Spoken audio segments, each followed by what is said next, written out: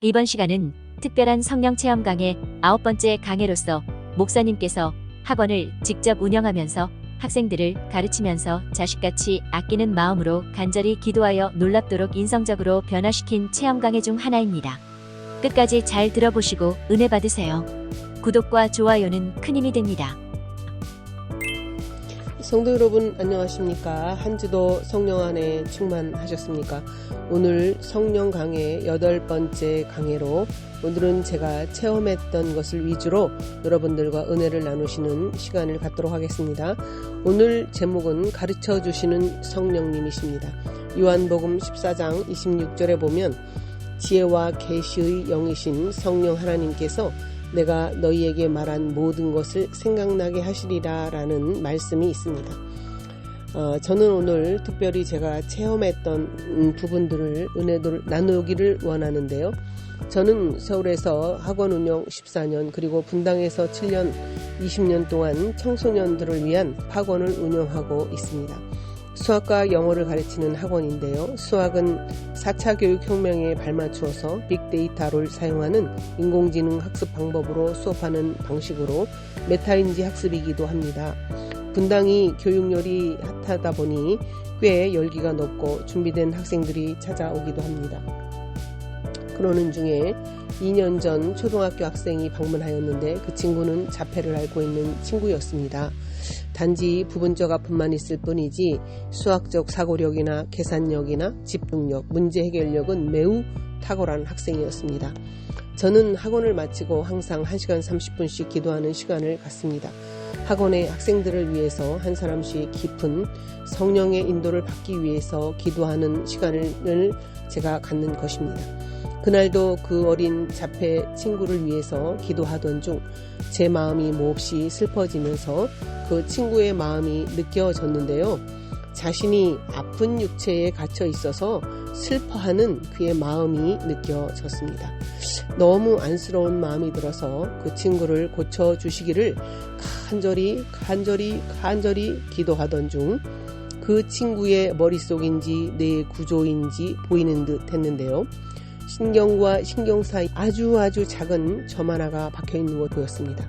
저는 저것 때문에 이 친구가 아프구나 하고 주여 저 부분을 고쳐주시라고 정말 내 아들 같은 마음으로 간절히 기도했습니다.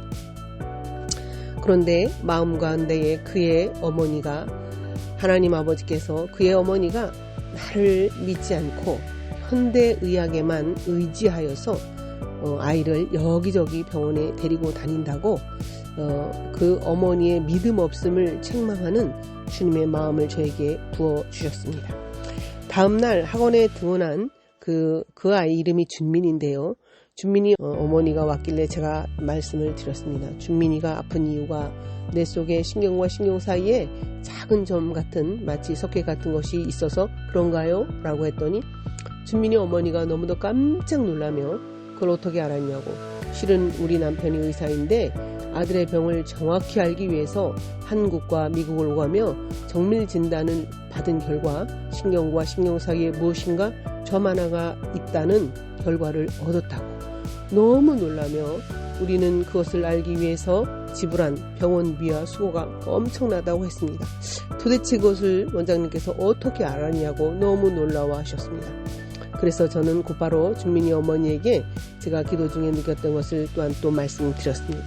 준민이 어머니가 하나님을 믿지 않고 교회는 가지만 현대의학에만 의지해서 준민이를 치료차 이 병원 저 병원을 여기저기 아이를 데리고 다니니까 아이가 몹시 피곤하다고 그게 사실이냐고 질문했습니다. 어머니가 갑자기 눈에 눈물이 그렁그렁 하시면서 그걸 도대체 어떻게 알았냐고. 이것은 나와 하나님만 아는 사실이라고. 나는 사실 내 아들이 불쌍하여서 하나님만 믿고 있을 수가 없어서 현대의학을 의지하고 이 병원 저 병원을 다니면서 우리 아이를 지치도록 치료를 했다고 했습니다. 그러면서 눈물을 흘리며 정말 하나님만 아는 부분을 어떻게 원장님이 말씀하시는지 정말 놀랍다고 이야기했습니다. 이후 준민이 어머니에게 제가 하나님을 믿는 믿음을 갖고 여기저기 다양하게 받는 치료를 좀 줄이고 합리적으로 꼭 필요한 치료만 받고 준비를 너무 힘들지 않게, 체력적으로 너무 힘들지 않게 하고, 그리고 믿음으로 하나님 앞에 나아갈 때마다 기도하기를 권면하였습니다. 그러자 준민이는 어머니가 그 마음을 믿음으로 받아들여서 그 복잡한 과정들을 좀 정리하고 정말 준민이에게 필요한 합당한 치료만을 남겨놓고 믿음으로 하나님 앞에 기도하기 시작했습니다. 그러자 준민이도 놀랍게 밝은 표정이 되었고 행복해졌고, 또한 준민이 어머니도 믿음으로 얼굴이 평안하게 회복되는 것을 보았습니다. 저는 저녁 학원이 마치고 나면 1시간 반씩 하는 그 기도를 통하여서 이 작은 체험을 제가 말씀드리지만 그 밖에도 수많은 학생들을 통한 체험 사례가 있는데요. 이처럼 하나님께 우리가 기도하면 성령 하나님은 계시의 영이시며 지혜의 영이시기 때문에 우리가 알지 못하는 비밀을 알려주시기도 하시는 것입니다. 또한 성령 하나님이 우리가 그분 안에 거하고 그분이 우리 안에 거하며 우리가 사랑의 마음을 갖고 기도하면 깊은 것을 알게 하시고 그를 통하여서 지혜롭게 하시며 믿음의 방향으로 안내해 주시며 또한 열매를 맺게 하시는 것입니다. 저는 수많은 청소년들을 수년간 접하면서 자녀를 위해 기도하는 부모가 가장 자녀를 위해서 귀한 투자를 하는 훌륭한 유산을 물려주는 부모라는 것을 현장에서 아이들을 통해서 느꼈습니다. 성령 하나님은 자녀를 위해서 믿음으로 부모가 기도하면 하늘에서 들으시고 도우시며 응답하시고 인도하시고 세워주시며 자녀들이 성령의 법 안에서 생명으로 살아갈 수 있도록 인도하시는 것입니다. 이 강론을 듣는 부모님들께서 꼭 자녀를 위해서 정해진 시간을 갖고 기도하시기를 권면드립니다.